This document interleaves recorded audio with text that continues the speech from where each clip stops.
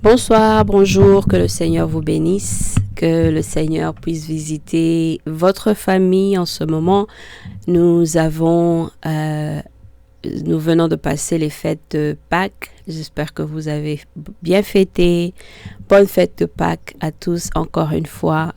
Que le Seigneur vous bénisse. J'espère que vous avez pu avoir la communion à la maison, même avec les enfants. Et c'est un symbole que le Seigneur Jésus nous a laissé de le faire en mémoire de lui. Que le Seigneur vous bénisse là où vous êtes, que le Seigneur puisse faire de grandes choses dans vos vies. Amen. Et je suis encore très contente de pouvoir vous parler aujourd'hui. Amen. Et aujourd'hui, je voudrais parler du sang de Jésus-Christ. Nous parlons beaucoup du sang de Jésus. Alors, si vous avez déjà donné votre vie à Christ, je pense que c'est un peu automatique quand on parle du sang de Jésus. Amen. Mais si vous ne connaissez pas encore, qu'est-ce que c'est d'avoir soumis sa vie à Jésus et de marcher avec le Seigneur Jésus? Je pense que quand on parle du sang de Jésus-Christ, ou bien quand on parle seulement de sang, c'est quelque chose qui est un peu bizarre. Pourquoi on va parler de sang? Alors, c'est aussi un des mystères de la marche avec le Seigneur, et dans la parole de Dieu, c'est un des points significants en fait de ce que Jésus a fait pour nous, qu'il est venu sur la terre. La Bible nous dit dans le livre de Jean 3,16 « Car Dieu a tant aimé le monde qu'il a donné son Fils unique, afin que quiconque croit en lui ne périsse point, mais ait la vie éternelle. » Et donc le mystère de cette vie éternelle, le mystère de la vie de Jésus-Christ pour nous, et le sang de Jésus est un des mystères. Dans la Bible, le sang de Jésus est mentionné plus de 400 fois. Dans l'Ancien Testament et dans le Nouveau Testament, je pense à peu près plus de 80 fois. Donc c'est quelque chose qui est important. Le sang de Jésus est très important. Mais pourquoi c'est important? Je ne sais pas si vous avez posé aussi cette question, ou bien si peut-être c'est encore quelque chose qui est que vous ne comprenez pas, le sang de Jésus, ou bien que vous comprenez à moitié, et peut-être comme moi que vous voulez comprendre encore un peu plus de ce que ça veut dire, le sang de Jésus. Amen. Alors, je me donne cette opportunité en tout cas de partager avec vous la révélation sur le sang de Jésus-Christ, parce que c'est une révélation qui est quand même importante. Et je pense que ça va nous aider. Ça nous aide au fait vraiment à voir que nous ne sommes pas dans le Seigneur en vain. Amen. C'est une bénédiction, c'est une opportunité de grande taille. C'est un grand privilège que Dieu nous a donné de le connaître, de marcher avec lui, de le servir, de proclamer sa parole, d'aller dans les nations pour parler de lui. Amen. Moi, c'est ambassadeur Lembe. Amen. Que le Seigneur vous bénisse et que le Seigneur vous fasse du bien. Que le Seigneur amène la paix dans vos maisons. Et si vous avez des connaissances ou de la famille qui ont été victimes du coronavirus, mes condoléances à vous. Que le Seigneur vous donne la paix parce qu'il est Jéhovah. Shalom, le prince de paix. Que sa paix vous fasse du bien, que la paix de Christ vous fasse du bien.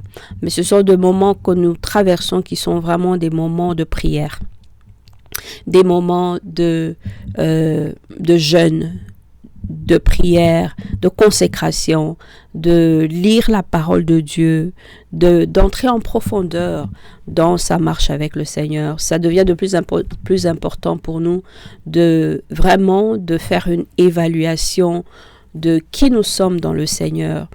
Quelle est ton identité en Christ, mon frère, ma sœur? Qu'est-ce qui se passe dans ton cœur en ce moment même où je suis en train de parler? Qu'est-ce qu'il y a dans ton cœur? Qu'est-ce qui est important pour toi? Qu'est-ce qui fait que tu es ce que tu es? Amen. Ce sont des choses à réfléchir en ce moment. Parce qu'il y a des gens qui meurent. C'est comme des mouches, hein? Vraiment comme ça. les gens sont en train de partir. Amen. Alors nous allons parler du sang de Jésus, le sang de l'agneau immolé. Amen. Pourquoi c'est important? Quelle est la valeur de ce sang de Jésus? Qu'est-ce qui fait que le sang de Jésus soit considéré comme quelque chose de puissant? Et même juste le sang. Pourquoi le sang est puissant? Amen. Nous allons prier. Le sang de Jésus, oh mon ami, le sang de Jésus, le sang de l'agneau, oh mon ami, le sang de l'agneau, oh mon ami, le sang de l'agneau, oh mon ami, le sang de l'agneau. Ah Seigneur notre Dieu, Papa, nous te disons merci Seigneur. Seigneur, je te dis merci pour ce temps, pour cette occasion de partager à propos du sang de Jésus-Christ, le Fils. Alléluia, que tu nous as donné, Éternel des armées, pour qu'il nous donne la vie. Par son sang, nous sommes rachetés, nous sommes guéris, nous sommes réconciliés avec Dieu le Père et avec les hommes. Seigneur Dieu Tout-Puissant, couvre tout un chacun dans le sang de Jésus-Christ. Yahweh amène la guérison au travers du sang de Christ dans la vie de quelqu'un, dans le corps de quelqu'un en ce moment, au nom puissant de Jésus. Éternel des armées, Seigneur, ô Dieu de gloire, visite les maisons, les familles, ô Dieu Tout-Puissant, parce que c'est toi qui es le propriétaire de toutes les familles du monde. Visite la famille de mon frère, de ma sœur en ce moment au nom puissant de Jésus et fais une chose nouvelle dans sa maison au nom de Jésus parce que tu es Dieu. Merci pour ce temps de partage, ô Dieu de gloire. Merci pour l'inspiration du Saint-Esprit de Dieu. Alléluia. Merci Papa. Tu es bon pour nous, Éternel, au nom de Jésus. Amen. Amen, amen, amen. Alors, Jésus est venu sur la terre pour donner une vie à toute personne qui accepterait de vivre selon les principes de Dieu et de se soumettre à Dieu pour faire la volonté de Dieu. Non. Maintenant, le sang de Jésus a coulé à la croix pour les péchés de tout homme, chrétien et non chrétien. Parce que même nous, quand nous ne connaissons pas encore Dieu, quand nous n'étions pas encore sous la domination, sous le leadership de notre Dieu, le sang avait déjà coulé pour nous. Tout homme qui naît sur cette terre est déjà sous la domination du péché à cause de ce que Adam et Ève avaient fait dans le jardin d'Éden. Ils ont désobéi à Dieu. Alors, est-ce qu'il y a une chance, une opportunité pour avoir une relation avec Jésus et ne pas aller en enfer? Bien sûr. Pourquoi parle-t-on du sang de Jésus, de sa puissance de guérir, de restaurer, de nous réconcilier? Pourquoi le sang de Jésus est qualifié pour nous donner une nouvelle vie? Pourquoi? Dans la Bible, dans Genèse, nous parle de sang. Dans les premières pages de la Bible, au fait, lorsque Adam et Ève ont péché, ils se sont couverts de feuilles pour se cacher. Parce que le péché les a exposés. Le péché a démontré comment ils étaient. Donc, ils devaient se cacher. Alors, selon la Bible, c'est dans Genèse, le chapitre 3, de versets 7 à 21, vous pourrez lire. Un animal devait mourir parce que Dieu a décidé de couvrir Adam et Ève avec la peau d'un animal. Le sang de l'animal devait couler pour racheter le péché de Adam et Ève. Dans le livre de Hébreux, le chapitre 9, le verset 22, la Bible dit que « Et presque tout, d'après la loi, est purifié avec du sang. Et sans effusion de sang, il n'y a point de rémission de péché. » La Bible dit aussi dans le livre de Ézéchiel, le chapitre 18, le verset 4, « Voici toutes les âmes sont à moi, l'âme du Fils comme l'âme du Père, l'une et l'autre sont à moi. L'âme qui pêche, c'est celle qui mourra. » Donc nous avons déjà un jugement qui pèse sur nous quand nous avons péché. Et la Bible dit que le salaire du péché, c'est la mort. Nous avons tous, tout homme qui vit sur cette terre, il y a une condamnation qui est sur nous. Parce que nous sommes tous pécheurs. Dans Romains 3, 23, la Bible dit que car tous ont péché et sont privés de la gloire de Dieu. Tous nous méritons la mort, tous. Ah. Mais Dieu avait prévu que la mort pouvait être changée en vie. Amen, amen, amen. À cause de Jésus et sa mort sur la croix et la résurrection. Dieu est bon, Dieu est bon, Dieu est bon. Amen. Dans Romains chapitre 5, le verset 6 à 9, la Bible dit « Or l'espérance ne trompe point, parce que l'amour de Dieu est répandu dans nos cœurs par le Saint-Esprit qui nous a été donné. Car lorsque nous étions sans force, Christ, au temps marqué, est mort pour des impies. À peine mourrait-on pour un juste. Quelqu'un peut-être mourrait-il pour un homme de bien. Mais Dieu prouve son amour envers nous en ce que lorsque nous étions encore des pécheurs, Christ est mort pour nous. Amen, amen, amen, amen. Dieu avait prévu donc que sa vie, la vie de Dieu, nous serait transférée à nous par la mort de Jésus. Et son sang allait couler pour nous. Il y a un échange qui a été fait pour que nous puissions avoir la vie. Alors, le sang, quand on parle de sang, qu'est-ce que c'est? Qu'est-ce que c'est que le sang? Ça représente quoi pour nous? Ok, maintenant on entre un peu dans la partie scientifique, biologique, médicale de ce que le sang veut dire. Une définition du sang. Le sang est un tissu vivant qui est dans notre corps, qui joue un rôle essentiel dans de nombreuses fonctions vitales. Le sang est composé de globules rouges, globules blanches et plaquettes et baigne dans un liquide qu'on appelle plasma. C'est une substance rouge, le sang, qui coule dans les veines de tout être, donc d'un animal, de l'homme aussi. Donc tous les animaux que nous connaissons, que ce soit les poissons, les oiseaux, ils ont tous du sang dans leur corps. Maintenant, selon la technologie créatrice de Dieu,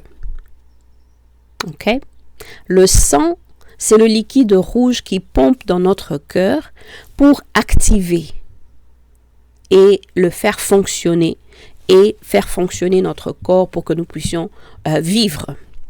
Le sang irrigue tous les organes de notre corps et apporte l'oxygène et les éléments nutritifs et les débarrasse de déchets. Le sang contribue au maintien de la température corporelle et la régulation de la chaleur dans l'ensemble de notre corps. Le sang circule dans les vaisseaux sanguins. C'est le liquide biologique le plus important de notre corps. Le sang, c'est la vie. C'est la vie. La Bible nous dit dans Lévitique chapitre 17, le verset 11, « Car l'âme de la chair est dans le sang. Je vous l'ai donné sur l'autel afin qu'il servît d'expiation pour vos âmes, car c'est par l'âme que le sang fait l'expiation. » Notre vie est dans le sang. Amen. Ta vie est dans le sang, mon frère. Ta vie est dans le sang, ma sœur. Dans ton sang, ta vie est dedans. Alors, quand le sang n'est pas propre, on peut tomber malade. Il y a aussi des maladies qui attaquent le sang. Il y a la leucémie, les cancers de sang, etc. Alors, comment le sang affecte la vie spirituelle? Nous devons comprendre que toutes les religions que nous connaissons utilisent le sang d'une façon ou d'une autre. Il y a un respect universel du sang. Nous savons par exemple les sorciers, les marabouts, les démons, les occultistes. Tous, ils ont une notion du sang et qu'est-ce que ça représente. Et ils donnent beaucoup d'importance au sang. Je sais que vous avez quand même peut-être entendu plusieurs histoires en ce qui concerne le sang. Alors, quelle est la révélation que ces gens-là, que tout le monde au fait a de ce que le sang représente? Quelle est la puissance qu'il y a dans le sang? Quelle est cette puissance que Dieu a mis dans le sang? Parce que c'est Dieu qui nous a créés, donc c'est lui qui a fait que le sang soit ce liquide le plus important dans notre corps qui nous donne la vie et que le sang soit notre vie. Dans le domaine médical, quand une personne est malade, elle peut recevoir une transfusion sanguine. Dans tout écoulement de sang, c'est comme si c'est une personne qui a été mangée parce que c'est sa vie qui part. C'est une partie de sa vie qui part parce que son sang est en train de couler. Le sang de la personne représente la vie de la personne. Dans Genèse, le chapitre 4, le verset 10, quand Dieu parlait à Caïn il venait de tuer son propre frère Abel, Dieu lui dit, qu'as-tu fait?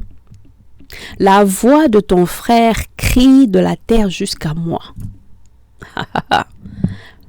Ce n'est pas Abel qui parlait, ok? Mais c'est son sang, le sang d'Abel parlait. Alors, donc le sang aussi peut parler. Ton sang peut parler. Mon sang peut parler. C'est puissant ça, c'est très très important. Amen. Après le péché de Adam et Ève, Dieu avait prévu qu'il allait envoyer son fils pour racheter l'humanité. Ça, c'est le plan de Dieu. La Bible dit que là où il est, Dieu fait ce qu'il veut. Il fait ce qu'il veut, il fait comme il veut. Alors, il avait prévu que Jésus va venir pour racheter l'humanité, pour réconcilier les hommes avec lui-même Dieu. Alors, l'expiation, c'est un système de réparation pour satisfaire une offense commise et payer le prix. Donc, le sang de Jésus est réparatrice de tout péché. La miséricorde de Dieu s'applique à nous pour nous enlever du poids de la mort. Dans Hébreux, le chapitre 12, versets 22 à 24, la Bible dit ceci, « Mais vous vous êtes approchés de la montagne de Sion, de la cité du Dieu vivant, la Jérusalem céleste, des myriades qui forment le cœur des anges, de l'assemblée des premiers-nés, inscrits dans les cieux, du juge qui est le Dieu de tous, des esprits des justes parvenus à la perfection, de Jésus qui est le médiateur de la nouvelle alliance et du sang de l'aspersion qui parle mieux que le sang d'Abel. » Alléluia. Le sang initie une négociation pour nous épargner de la mort. Par le sang, une vie peut être sauvée et restaurée complètement. Amen. Alors, qu'est-ce que le sang représente maintenant dans le monde spirituel? Qu'est-ce que ça veut dire? Pourquoi c'est important? On comprend que Satan a été créé par Dieu. Okay? Satan a vécu au ciel. Dieu l'a chassé du ciel.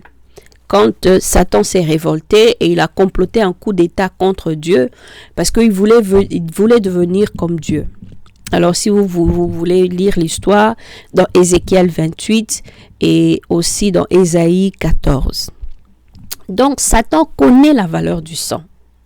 Il sait que Dieu a établi un système de justice qui fait que, selon la loi de Dieu, une personne qui pêche doit mourir. Ça, c'est la loi que Dieu a établie. Dieu, c'est lui le créateur, n'est-ce pas? On est d'accord. Le sang de la personne qui a péché doit couler.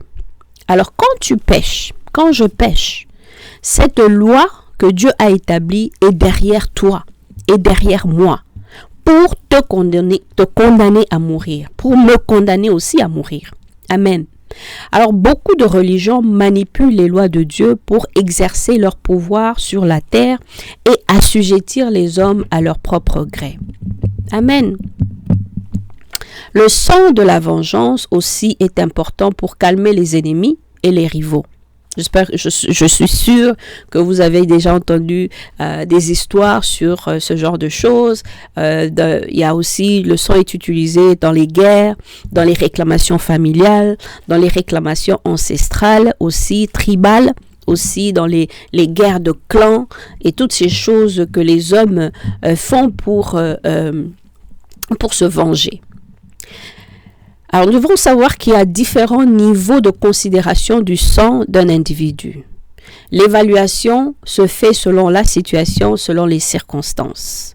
Ok? Des fois, on dit qu'on a besoin du sang d'une vierge, ou bien ils ont besoin du sang de quelqu'un qui a fait de longues études, ou ils ont besoin du sang de quelqu'un qui est très intelligent, ou bien qui a beaucoup d'argent, ou bien d'un vieillard. Il y a le sang aussi des albinos. Moi, je suis activiste dans le domaine des albinos et leur sang aussi est considéré comme très valable. La chair est considérée comme valable dans le monde des ténèbres pour faire les fétiches. Alors, sachez qu'il y a de la puissance dans le sang. Lévitique encore, le chapitre 17, le verset 11. La vie est dans le sang. La vie d'une personne qui se trouve dans le sang. Alors, certaines religions ne font pas de transfusion sanguine.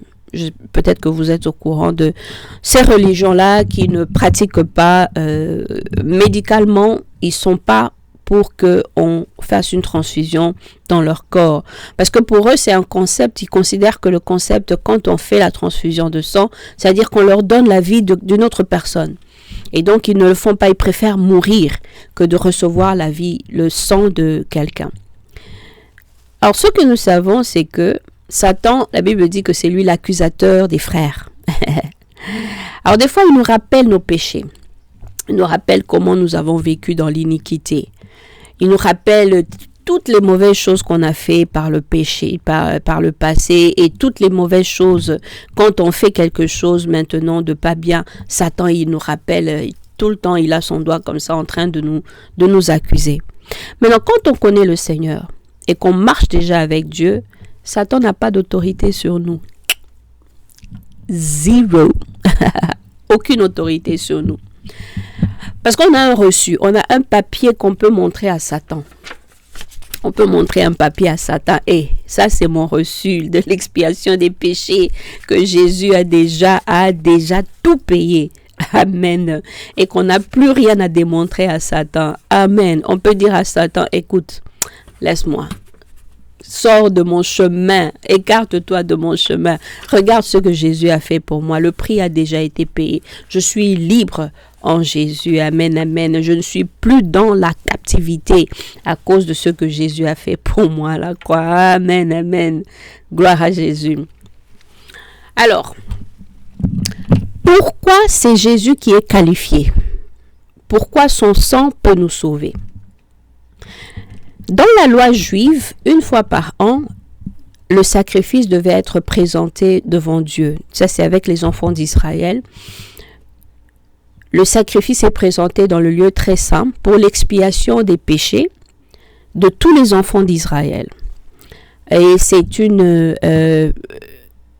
Yom Kippour, c'est ce que les Juifs commémorent cet événement. Ok? Qui font en fait cet événement. L'animal qui doit être sacrifié doit avoir 1 an et sans défaut pour que le sacrificateur le présente comme une offrande sainte pour accomplir les desseins de Dieu. Maintenant, Jésus était sans péché. Il n'avait pas de péché, moralement aucun péché, spirituellement aucun péché. Jésus parfait. La perfection totale. Donc, le seul sacrifice qui pouvait être accepté pour le pardon de nos péchés et de nos iniquités, c'est le sacrifice de Jésus à la croix. Maintenant, quand on regarde la conception de Jésus a été faite par le Saint-Esprit. Là, je continue à parler de pourquoi le sang de Jésus pourquoi le sang de Jésus le qualifie comme étant le sang qui peut nous sauver. Quand on regarde la conception de Jésus a été faite par le Saint-Esprit. Dans Luc, le livre de Luc, le chapitre 1, le verset 30 à 33, la Bible nous parle de l'ange qui vient annoncer à Marie la procédure de l'accomplissement de la parole de Dieu et de la promesse de Dieu pour sauver l'humanité, selon ce qui a été prophétisé dans l'Ancien Testament, dans 400 ans, 500 ans avant que ces événements-là n'arrivent, ou peut-être plus avant. Dans le chapitre, dans Ésaïe, le chapitre 9, de 5 à 6, la Bible parle de la naissance de Jésus et que quelques événements de la naissance de Jésus jusqu'à l'âge de 12 ans. La Bible en parle. Donc, à la conception de Jésus, le sang de Jésus n'était pas mélangé avec le sang de Marie ou le sang de Joseph, n'est-ce pas? Parce que Jésus a été conçu d'une façon qui n'est pas la façon normale de concevoir l'enfant, parce que Marie était vierge. Ok? Et ce que nous savons aussi, c'est que comme Joseph ne l'avait pas encore touchée, elle était vierge, donc le corps de Joseph n'était pas dans Jésus. Il n'y avait aucune cellule de Joseph dans Jésus. N'est-ce pas? Marie était vierge. Aucun péché, donc, de Jésus ou de Marie n'a été transféré. Amen. Je recommence. Aucun péché de Joseph ou de Marie n'a été transféré à Jésus, sur Jésus. Parce qu'il n'y avait eu aucun contact humain. N'est-ce pas?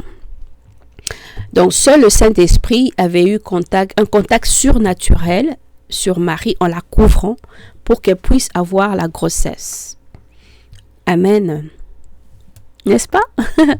Et ça s'est fait sans la présence de Joseph. La Bible nous dit dans Matthieu, le premier chapitre de 19 à 25, que on parle de Joseph, il voulait se séparer de Marie parce qu'elle est tombée enceinte, mais Joseph, il savait qu'il ne l'a pas encore connue sexuellement, il n'a pas eu des rapports avec elle, et donc il voulait la laisser partir. Et l'ange est venu, lui a dit, non, il ne faut pas le faire. Parce que ça, c'est quelque chose qui vient de Dieu, ok? Et donc, il ne faudra pas la toucher, il ne faudra pas avoir des rapports sexuels avec Marie jusqu'à ce qu'elle ait accouché de l'enfant qu'elle va avoir. Ok? Donc, Joseph ne devait pas toucher Marie jusqu'après la naissance pour ne pas souiller le sang parfait qui coulait dans le corps de Jésus. Ok, parce que Jésus devait donner la naissance de Jésus, la vie de Jésus, et ce qu'on appelle Zoé, une vie parfaite que Dieu voulait que Jésus ait. Or, si Joseph avait touché Marie, ça aurait abîmé tout le processus, si je peux dire. Alors, pendant 18 ans, on ne sait rien de Jésus. La Bible ne nous parle pas de Jésus. Jésus réapparaît quand il a 30 ans. Pour recevoir le baptême par Jean-Baptiste dans le Jourdain. Okay? Et donc, il devait faire comme tous les Juifs. En ce temps-là, quand Jean-Baptiste est venu, il devait baptiser tout le monde. Et donc, Jésus aussi, en tant que Juif, et pour aussi se soumettre à ce que Dieu avait établi, parce que Dieu avait envoyé Jean-Baptiste pour faire ça. Donc, il est allé aussi pour être baptisé par Jean-Baptiste, pour qu'il soit ordonné dans son ministère. Et donc, la Bible dit dans Luc 3, le verset 22, ce que Dieu lui-même a dit, il dit, « Tu es mon fils bien-aimé, en toi j'ai mis toute mon affection. » Il s'adressait au monde parce que toutes les personnes qui étaient là sur la rivière Jourdain, ils ont entendu Dieu proclamer l'identité de Jésus devant tous. Alors, on voit aussi au dernier souper de Jésus avec les apôtres, au dernier souper, il y a la provision du pain et du vin, dans le corps et le sang de Jésus. C'est le mystère du mariage. En fait, Jésus utilise le pain comme un symbole de son corps et le vin comme un symbole de son sang. Mais c'est une représentation du mariage. Ok, écoutez bien. Pour avoir la vie de Jésus, ok, nous sommes, la Bible dit que nous sommes l'épouse de Christ. Ok. Dans le mystère du mariage, la Bible dit que les deux deviennent une, n'est-ce pas? Ok. Dans la consommation du mariage, dans les rapports sexuels, il y a l'échange de sang qui se fait, n'est-ce pas? Et selon les sacrements du mariage, il faut que le mari ait des rapports avec sa femme pour consommer le mariage. Ok. Donc, spirituellement, nous devons nous unir avec Jésus. Quand tu as donné ta vie à Christ, bien sûr, ça c'est une des choses qui se fait. C'est une union parfaite avec le Seigneur, une union mystérieuse qui se fait. Et c'est pour démontrer l'acte final du mariage. Donc les rapports sexuels, c'est pour démontrer. Mais ici, quand on parle du mystère du mariage avec Jésus, nous étant l'Église, l'épouse de Christ, le symbole du pain et du vin, du corps de Christ et du sang de Jésus, c'est ça au fait les éléments qui sont utilisés pour représenter la consommation du mariage. Christ et son Église. Dans le livre de Jean, le chapitre 6, le verset 54, la Bible dit, Jésus qui parle, il dit, « Celui qui mange ma chair et qui boit mon sang a la vie éternelle, je le ressusciterai au dernier jour. » Amen. Tu peux dire Amen. Alléluia. Alors Jésus leur dit aussi dans Luc 22, chapitre 19 à 20, « Faites ceci en mémoire de moi. » Il prend la coupe, il prit de même la coupe après le souper et la leur donna en disant, « Cette coupe est la nouvelle alliance en mon sang, répandue pour vous. » Alors Christ avait scellé l'alliance avec nous par son sang, selon la promesse de Dieu. La représentation du monde était là au travers des 12 apôtres. Parce que au dernier souper, les 12 apôtres étaient là avec Jésus. Donc eux, les 12 apôtres représentaient nous tous. Et dans le symbole du pain et du vin, c'était pour prophétiquement, nous approcher aussi de Dieu.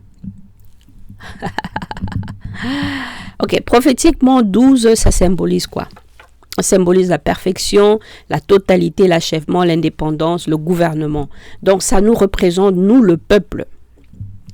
Amen. Alors, c'est vraiment un mystère. Dieu lui-même qui se déguise pour venir comme un homme au sein de son peuple pour sauver son peuple. Parce que la vie de Jésus, c'est la vie de Dieu. Amen. Si on parle de la Trinité, Dieu le Père, Dieu le Fils, Dieu le Saint-Esprit. Donc, la vie de Jésus, c'est la vie de Dieu. C'est la vie du Saint-Esprit. Dieu lui-même nous donne sa vie au travers de Jésus. Amen, amen, amen, amen. Ah! C'est une bonne chose. Amen, c'est une bonne chose. Alors, maintenant, qu'est-ce qui se passe quand nous invoquons le sang précieux de Jésus-Christ? Amen. Jésus est le Fils unique de Dieu. Il est né de la Vierge Marie. Il est Dieu, il est homme. Dieu voulait nous racheter. Il a envoyé Jésus, son Fils. Jésus est devenu l'agneau immolé. Amen. Le sacrifice par excellence qui ôte le péché du monde. Amen. Alors le sang de Jésus nous réconcilie avec Dieu parce que pour que nous puissions avoir une relation avec notre Père. Cette relation qui avait été brisée au Jardin d'Éden avec Adam et Ève quand ils ont péché. Maintenant, Dieu nous donne cette opportunité de nous réconcilier avec lui.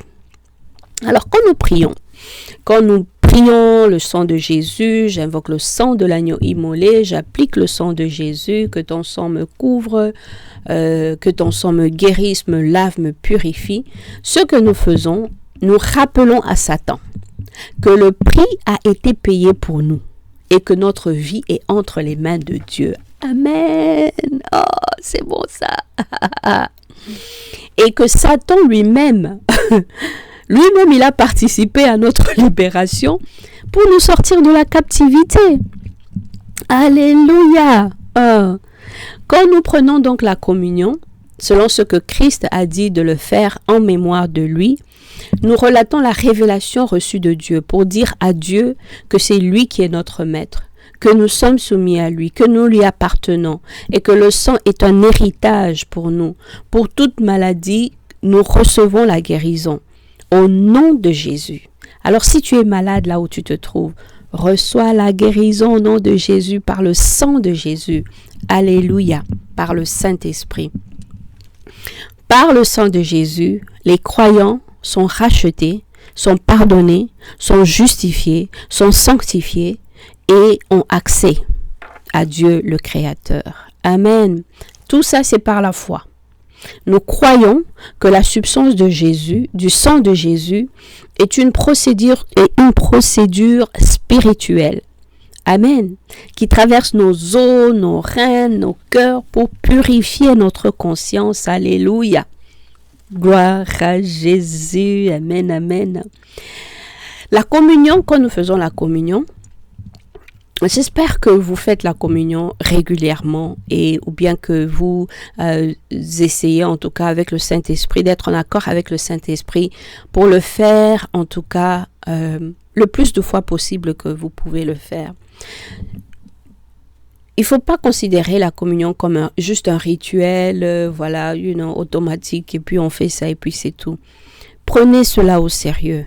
Amen. Prenez la communion au sérieux. Vous prenez vos petits biscuits, vous prenez un petit jus. Si vous prenez du vin, bon, c'est bon aussi. Et vous faites la communion, vous faites la prière et vous mangez le pain et vous buvez le sang, le vin. Par le sang de Jésus, le sang de Jésus, c'est un sang qui parle. C'est le sang de l'expiation des péchés. C'est le sang qui parle pour nous libérer. Amen. Dans Apocalypse 12, le verset 11, la Bible dit « Ils l'ont vaincu à cause du sang de l'agneau et à cause de la parole de leur témoignage. Et ils n'ont pas aimé leur vie jusqu'à craindre la mort. » Alléluia. Gloire à Jésus. Le sang de Jésus nous donne la rédemption, le pardon, la justification, la réconciliation, la sanctification, l'accès à Dieu, le pardon journalier de nos péchés. Alléluia. Gloire à notre Dieu. Il n'y a rien d'autre qui peut faire ces choses pour nous. Personne ne peut le faire. Personne d'autre ne peut satisfaire tout ça pour nous, si ce n'est Jésus et son sang précieux qui a coulé à la croix. Nous avons la promesse de passer notre éternité avec le Seigneur, notre Dieu. Amen. Alors, si vous vous posez la question, par exemple, le sang a coulé il y a 2000 ans, plus de 2000 ans, comment c'est encore puissant jusqu'à présent? Le mystère, amen, c'est un mystère. C'est un mystère. C'est un mystère. Amen. C'est quelque chose de spirituel. Dieu nous demande seulement de croire. Crois seulement que ce sang précieux a la puissance sur toi, sur ta vie, sur ta famille, sur tes enfants, sur ton mari, sur ta femme. Amen. Que le sang de Jésus, alléluia, peut te libérer, peut te guérir. Crois seulement, c'est tout. C'est tout ce que Jésus te demande de faire. C'est tout ce que Dieu te demande de faire. Alléluia. La Bible nous dit qu'en Hébreux 9, le verset 27, « Comme il est réservé aux hommes de mourir une seule fois, après quoi vient le jugement. » Amen. Il y a un jugement qui nous attend tous. Il y a un jugement qui nous attend. Est-ce que tu es prêt pour rencontrer le Seigneur Jésus? Est-ce que tu es prêt? Quelle est ta position spirituelle par rapport à Dieu, par rapport à Jésus? Amen. Si tu n'es pas encore dans la maison de Dieu, dans la famille de Dieu, si tu n'appartiens pas encore au Seigneur, c'est le moment, viens. Il y a la place à la table du Seigneur, donne ta vie à Christ maintenant, ouvre ton cœur. Amen, il te pardonnera ses péchés, soumets-toi à Dieu, laisse-le prendre contrôle de ta vie, laisse le sang de Jésus te laver de tout péché, de la débauche, de tes iniquités, que tu sois libéré de tout péché pour commencer une nouvelle vie avec Christ, avec Jésus, avec Dieu. Approche-toi de Christ.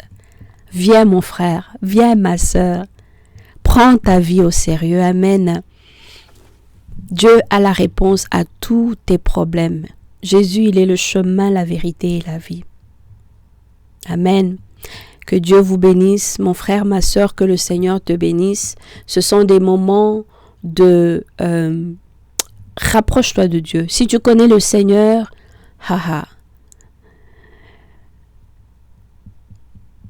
continue à avoir accès dans les lieux très saints, dans la prière, dans l'adoration, dans la louange, dans la lecture de la parole de Dieu. Amen. Éternel, je viens prier pour mon frère, ma sœur. Je prie ta main puissante sur eux au nom de Jésus. Je prie, Éternel des armées, Seigneur, ô Dieu de gloire, une révélation, Seigneur, Dieu Tout-Puissant, du sang de Jésus-Christ dans la vie de ma sœur, dans la vie de mon frère. Fais une chose nouvelle. Voici des moments que nous traversons, des moments difficiles. Aide-nous, Seigneur, Dieu de gloire, à nous accrocher encore plus fort à toi, ô Christ, à rester, Seigneur, Dieu de gloire, et au bas, au pied de la croix de Jésus. Oh rakata barakata kabashanda, couvre-nous par le sang de Jésus, ton sang précieux, Éternel des armées, ton sang rakata bareka bashaka baranda, le sang qui a coulé à la croix pour nos péchés. Saint-Esprit, remplis mon frère, remplis ma sœur. Alléluia. Merci Seigneur de ce que tu as fait et ce que tu vas faire encore dans nos vies au nom de Jésus. Alléluia. Que Dieu vous bénisse. Que Dieu vous bénisse. Amen. Gloire à Jésus. Merci, merci. Au revoir.